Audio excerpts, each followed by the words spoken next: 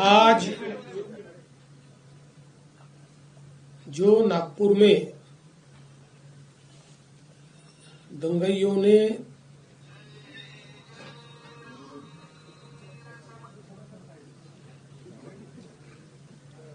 जिस प्रकार से दंगा किया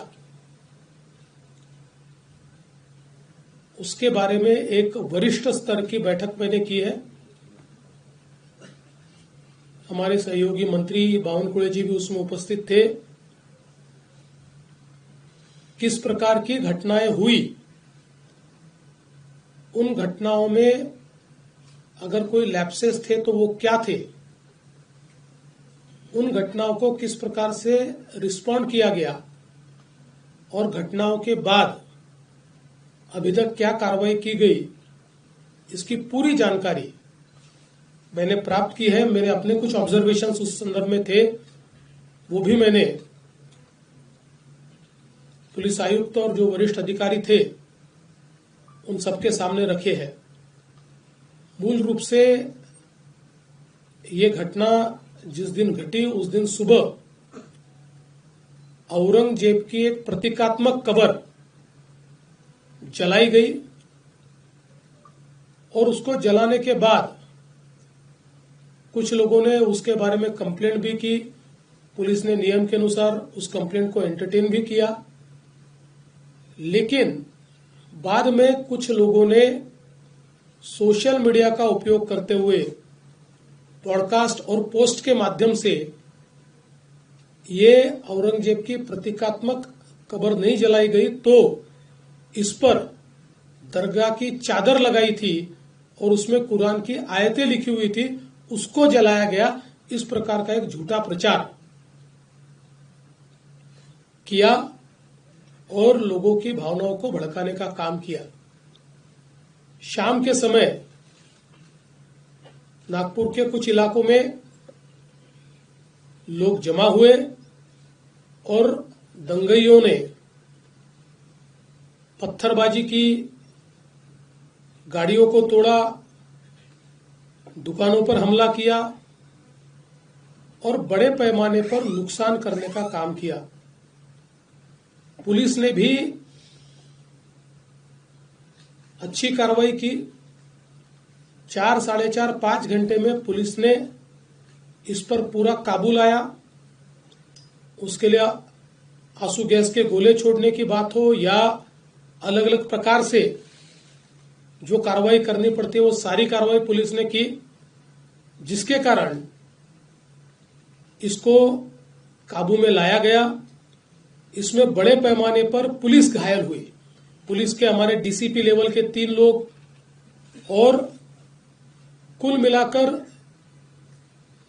33 पुलिस के लोग और कुछ सिविलियंस और सारे कुल मिलाकर 40 लोग इस प्रकार से इसमें घायल हुए। उसके बाद पुलिस ने इन इलाकों में कर्फ्यू भी लगाया। अभी उस दिन के बाद इन इलाकों में कोई घटना नहीं घटी है, शांति है।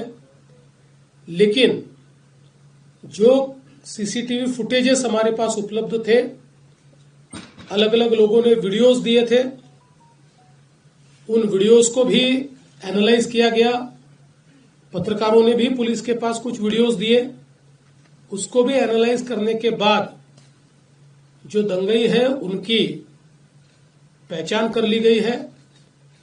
104 लोगों को अभी तक पहचान कर पकड़ा गया है, जिसमें 92 लोगों को अरेस्ट किया है। 12-18 साल के अंदर के विधि संघर्षित बालक है, उनको उस कानून के तहत उन पर कार्रवाई की गई है और जब तक आखिरी दंगाई को पकड़ा नहीं जाता ये कार्रवाई रुकने वाली नहीं है। ये कार्रवाई चलती रहेगी। लगातार एविडेंस आ रहा है, उस एविडेंस के आधार पर ये कार्रवाई यहां पर चल रही है। ये भी तय हुआ है कि ये जितना नुकसान दंगाइयों ने किया है इसका पूरा हिसाब निकाला जाएगा और ये पूरा नुकसान उनसे वसूल किया जाएगा। और अगर वो नुकसान के पैसे नहीं भरते हैं तो उनकी प्रॉपर्टी को बेचकर ये नुकसान भरपाई की जाएगी। किसी भी हालत में इस प्रकार से किसी को दंगा करके दूसरे को नुकसान पहुंचाने की इजाजत नहीं दी जाएगी। जिनकी गाड़ियों का नुकसान हुआ है, सरकार उनको मदद करने वाली है। जो भी हमारे नियम है उन्हें उन नियमों में बैठाकर हम लोग निश्चित रूप से उनको मदद करेंगे। अगले 7 दिनों में ये मदद करने की हमारी कोशिश होगी।